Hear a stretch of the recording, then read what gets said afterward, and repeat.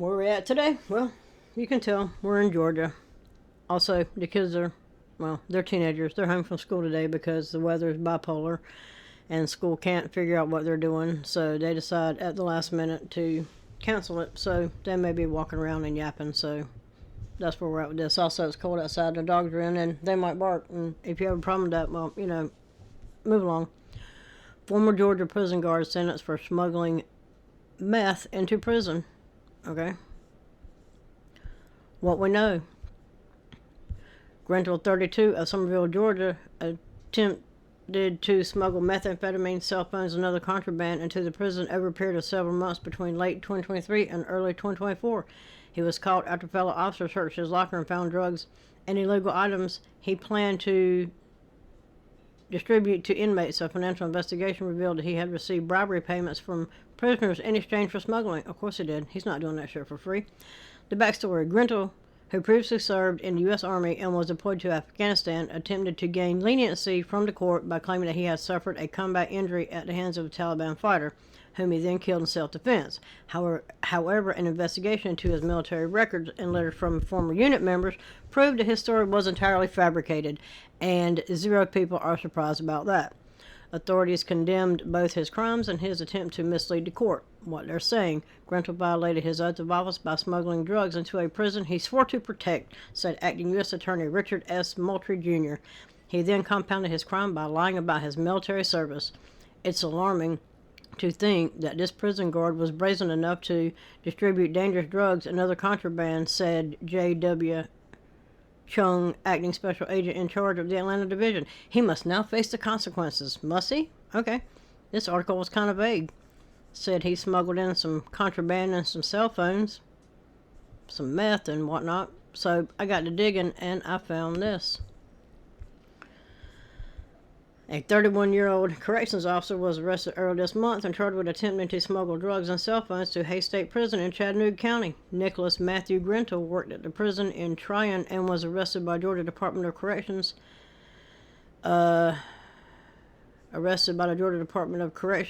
Authorities on January 7th after prison officials found 12 packages wrapped up in black electrical tape inside Grindle's locker at the prison. Inside the packages, prison authorities found 7 vape pens, 1 vape bottle, a wireless earbud, 20 charging cables, 5 charging blocks, 14 cell phones, 222 grams of marijuana, and 760 grams of methamphetamine. Georgia Department of Corrections said that Grindle admitted to trying to bring the contraband to an inmate. He was arrested by the Georgia Department of Corrections and booked into the Chattanooga County Jail. Now, they said he is going to get exactly what he deserves for all these crimes, right? Okay, so let's think about this. 222 grams of marijuana and 760 grams of methamphetamine. Okay, so in North Carolina, that's where I'm at.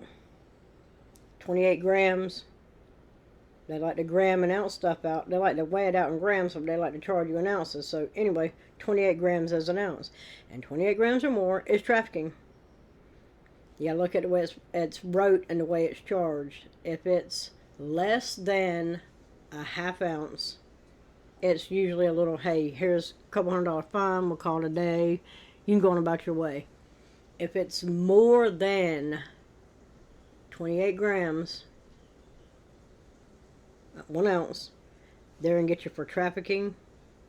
They're everything they can throw at you, because if you have more than 28 grams of anything in North Carolina, that's more than personal use is allowed, apparently. And this one had 760 grams, so in North Carolina, 400 grams or more is a Class C felony. And you're looking at, 225 months, which is just under 19 years, to 282 months, which is just about 23... not quite 24 years, and a maximum fine of $250,000. That's for the meth. Now the marijuana, they're really, the marijuana is what got the whole ball rolling. The war on drugs, it's not. It's a war on people, because drugs don't pay the fines. Drugs don't spend time in jail. They'll hold prison time over your head to get money. A half ounce is like a $200 fine. Less than a half ounce is like a $200 fine. And as long as they're getting that money, you can half ounce it all day long. They don't care. And I think it is an ounce and a half is possession with intent to sell and deliver. And you're looking at over 2 years in prison. It's a Class H felony.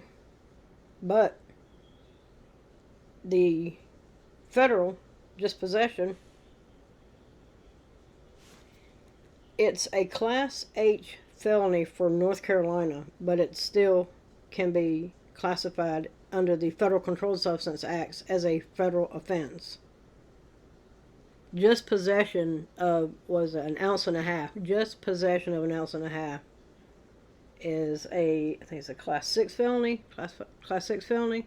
And you're looking at 3 to 8 months just to be in possession of it.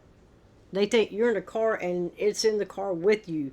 The laws are so you got to watch and you got to tread and you got to pay attention. 222 grams of marijuana. That's grams, 728, half ounce, an ounce. So that's what, about a half a pound maybe. Yeah, so in North Carolina, you are looking at some serious jail time for the weed. Was up to 2 years? And not to mention I don't know, probably 15 years for the meth in North Carolina. Now they're in Georgia, and he's part of the club. So let's see what he got. Former Hays State Prison guard Nicholas Grindle was sentenced to 87 months in federal prison for conspiracy to possess meth with intent to distribute and bribery. Following his sentence, he will serve 3 years of supervised release. And bribery, I don't even know bribery, what that is in North Carolina, but out of everything, this is what he was charged with, 87 months. He got, 87, 12, 24, 7, just over 7 years in prison for something that you or I are probably looking at, 30 years. And then I got to thinking, this can't be a one-of, can it? Can this be a one-of? And I got to digging further. Turns out, no. 2 officers among those arrested after smuggling underwear, meth at multiple Georgia state prisons. Georgia, multiple people were arrested after contraband was found at several Georgia state prisons. The first incident happened on January 1st at the Calhoun State Prison.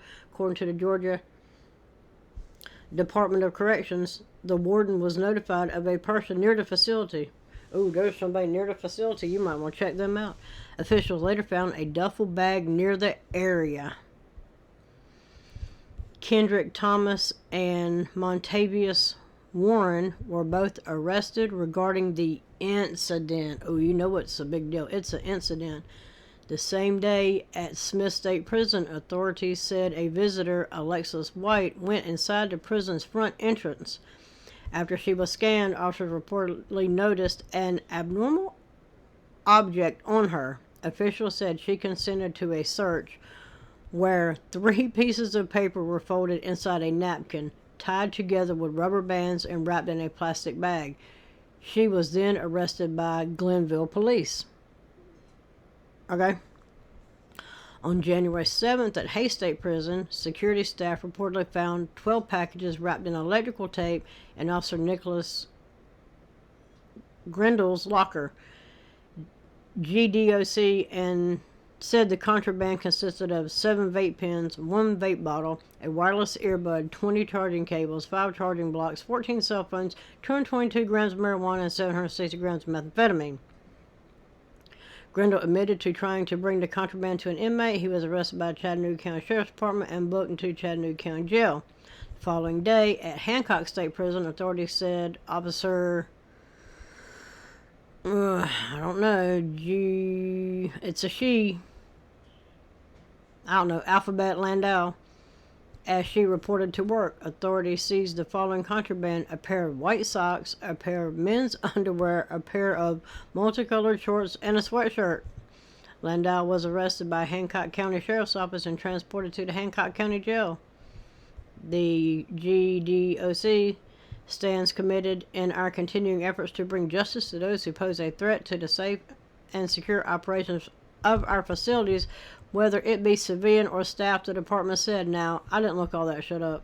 I don't know if this is part of it. I didn't check that. Shopping center? No. But I'm betting the civilians are going to wind up... I'm not following it. If you want to go look it up, you can. I just thought it... And this was January 18, 2024. I'm just saying... This one got 7 years for something that you're going to probably... I don't know, you can pay a lawyer thousands and thousands and thousands of dollars. They'll probably plea you down to maybe 10 years. This one, for all of it, 7 years,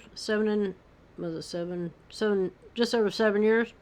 Likely not spend it. He'll get good time, time served, time because I spent time here. I don't want to be here time. I got to go home time. Sorry I lied time. He'll get all kind of time off. And that's what it'll be with that. And that's where we are with this. So, let me know what you think about this one in the comments. Also, I'm going to say it again. 90% of the people that watch these videos are not subscribed to the channel. You're sitting right there at your computer. You see the button. See it? It's right there. You got your phone in your hand. Your thumb is like right by it. All you got to do is click that button and subscribe to the channel. And let me know what you think about this bunch of ridiculousness, and I'm out.